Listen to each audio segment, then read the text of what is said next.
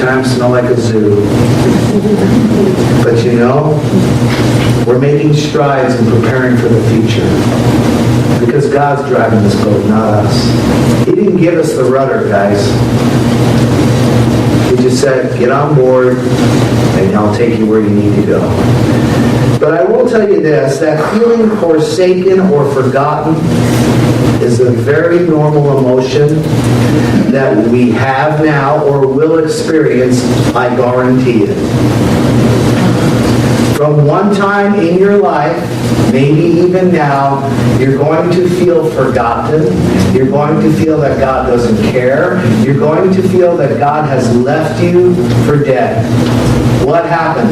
I used to feel this way. I used to do this. What happened to my relationship with God? There's going to be all those doubts and fears coming on, and they normally come on when we're in this sort of mundanity of life, where it's just the same thing. Sunday, Monday, Tuesday, Wednesday, the same thing. It's just kind of what I call the roller coaster ride. You know, it's like a routine. Not a routine, but a routine. You're just kind of doing the same thing. You get up, you get the same coffee and the same cereal. You know, it's just everything's the same. And you get into this routine. You go, man, what happened to my relationship with God? And that's when the enemy comes in and something bad happens and you're going, okay, God, you know, what are you doing? I mean, have you forgotten me? Listen, these are not emotions that have not hit our brothers and sisters in the Bible. Listen to these passages if you've ever felt that way. Psalm 10, verse 1. Why do you stand afar off, O Lord? Why do you hide yourself in times of trouble? Psalm 44. Why do you hide your face and forget our affliction and our oppression? That's Korah writing, and this is when the nation was giving themselves over to idols. And God was pulling himself back, and when the affliction came, when the judgment came, Korah couldn't understand why God had forgotten him. He didn't.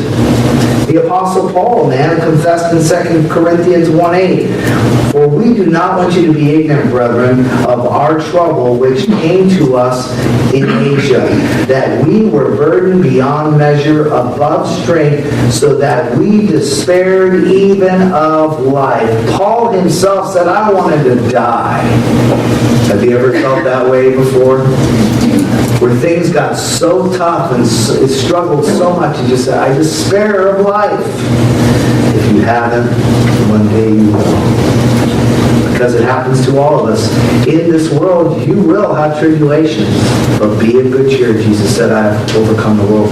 By the way, Jesus felt that. He did? Yeah. On the cross, as he was dying for our sins, he cried, my God, why have you forsaken me? For the first time in his existence, he felt the separation of his Father. For the first time. And freaked him out. Why have you forsaken me? God didn't forsake him, but that's what he was feeling in all the pain. And as the blood was flowing and the mockery was coming up to him, that's what he was feeling. You see, guys, that's why I think we can all relate to blues music. The word blues means in low spirits or melancholy. You know, you don't hear, well, I'm having a great day. It's not going to happen. You know, things are going great. You know, I'm just having the time of my life. You know, you're not going to hear that in a blues song. To the bone, you know, and there's all this kind of, you know, I've been down since I began to crawl, you know. By the way, the very first recorded blues song was in 1927, and Al Jolson sang it, After You've Gone. It goes like this. After you've gone and left me crying, after you've gone, there's no denying, you'll feel blue, you'll feel sad, you'll miss the dearest pal you ever had. There'll come a time, don't forget it, baby, when you'll regret it.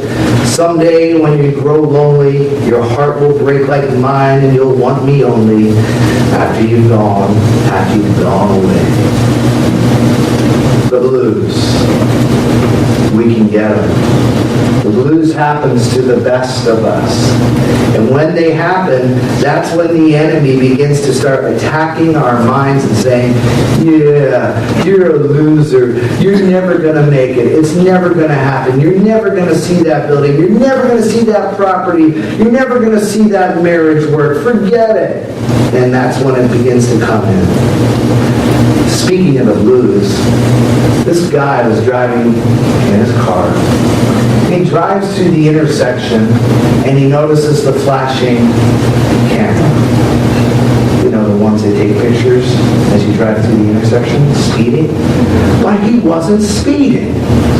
He thought, well, that's odd. And so he drives around again.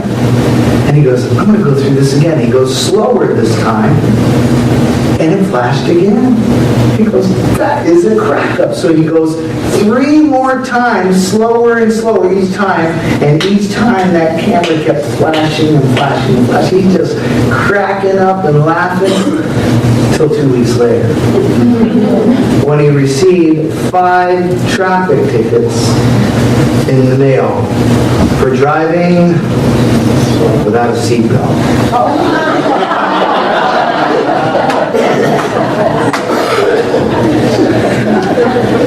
Oh man, so yeah, you know, who's going to happen to the best of us? But I want you to notice this verse 1, then God remembered Noah. It's real important that you get this because it's the first mention of remember. God remembered Noah. It doesn't mean that God spaced Noah. Oh yeah, I need to go deal with Noah. I forgot about that. But the idea is that God was recalling the promise he made to Noah and was coming to fulfill it. What's that? Just turn the page back and look at chapter 6, verse 17. This was God's promise to him, okay? Now it's been 5 months since Noah's heard this, so... And it says here, and behold, I myself, verse 17, am bringing floodwaters on the earth to destroy from under heaven all flesh, in which is the breath of life. Everything that is on the earth shall die. But I will establish my covenant with you. God's talking to Noah. I will establish my covenant with you, and you shall go into the ark, you, your sons, your wife, and your sons' wives with you, and every living thing of all flesh. You shall bring 2 of every sort into the ark, keep them alive with you. They shall be male and female, of birds after their kind, of animals after their kind, and of every creeping thing in the earth after its kind. 2 of every kind will come to you to keep them alive. When it says here that God remembered Noah, he's going back to what he told Noah. He's following through on a promise that he made. Now I'm saying this to you so you know that when you see this later on through the Bible, as you're reading through, we'll hit it a few times, once in Genesis and another time in Exodus, this idea of God remembering, and that's the idea of recalling his promise and coming to fulfill it. Here are some similar passages we'll look at later on. Genesis 19, verse 29, it came to pass when God destroyed the cities of the plain that God remembered Abraham and sent Lot out of the midst of the overthrow when he overthrew the cities in which Lot had dwelt. So God was remembering or recalling the promise of rescuing Lot. Remember, Abraham went to God and said, Lord, if there are 10 righteous in the city, will you save the city? And the Lord said, yes, I will. But it didn't happen, and so Lot had to get out of there, and this was where God remembered Abraham and the agreement they made, rescuing Lot from Sodom's demise. And then Exodus 2:24, God heard their groaning, the Hebrew slaves, and God remembered his covenant with Abraham, Isaac, and Jacob. God made a covenant with Abraham, telling them that for 400 years, his people, the sons and daughters, would be taken into a land called Egypt and be enslaved, but that the Lord was going to deliver them. And so when you read here in Exodus 2, God is recalling that previous promise to deliver the Jews from the bondage of Egypt. And that's why Moses, when he had all the excuses of why he couldn't go, God didn't even listen to him. He just said, you're going. This Moses, this is what you're going to do. But, no buts. You're going to Egypt. You're going to go talk to the Pharaoh. This is going to happen. So God was going to fulfill his promise. 1 Samuel 1:19 is an interesting idea. It was Hannah when she was praying for a child. She was barren, so she was praying. And so it says that they rose early in the morning after they prayed to worship the Lord and returned and came to the house of Ramah. And Elkanah knew Hannah, his wife, and the Lord remembered her.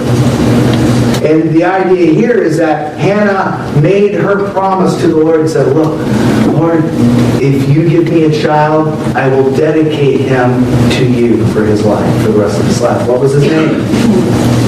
Samuel. Okay? So God remembered Hannah and honored her promise. So he heard her promise and came and visited and fulfilled that promise, answering that prayer that they would conceive and bear a son. And indeed they did. And I'm so glad because 1 and 2 Samuel, I mean, some of the greatest books in the Old Testament were written and inspired by Samuel the prophet. So God obviously didn't forget Noah, but I'm sure they wondered from time to time as they floated for 5 months. How would you guys feel?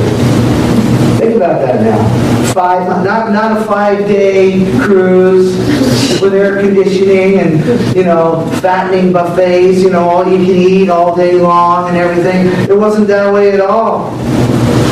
They're going and going and going day after day after day, month after month. Don't you think from some time they're going, Lord, when are we going to get off this ride? I'm kind of tired. This is getting old. Maybe you felt that way in sickness. Maybe you felt that way in illness or physical ailments. And they're depressing you and allowing this doubting of God really caring about you. Listen, guys, it's totally normal to feel that way. But did you know God is smiling on you? He's not threatened by your doubt and your unbelief. He doesn't threaten him in the least. It doesn't change anything. Because God is faithful, man. We can be sure of God's character, and that is this, that He will listen to me very closely and let it ingrain in our minds. God will never forget you. Never, ever forget you or forsake His people. Ever. It will never happen. God cannot change. God said, I will never leave you or forsake you, and if He said it, you can bank on it. But that doesn't change how we might feel about things we're going through. Because sometimes we'll feel like God has forsaken us, and we'll feel that God has forgotten us, because we're going through the ark, the storm, the long, when's the answer coming, God? This is getting old, God. The illness is getting tiresome. It's wearying me. It's blowing me out. I'm tired of paying for the repercussions of my sin. Lord, when is this going to end? You have to remember, guys, and I'm right there with you, God promises to meet our needs, but He doesn't promise to meet our wants. Do you know what kind of facility we'd be right in if I had what I wanted?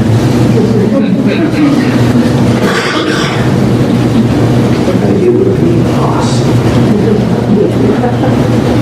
But apparently, the Word says, you know what it's doing? Not yet. Can you deal with it? Yes, Lord. I'm reminded of what God told Isaiah, for my thoughts are not your thoughts, nor are my ways your ways my ways, says the Lord. For as the heavens are higher than the earth, so are my ways higher than your ways, and my thoughts than your thoughts. God says, you don't think like I do. You don't know my ways. I know my ways. You don't know my ways. Your ways are different. Yeah.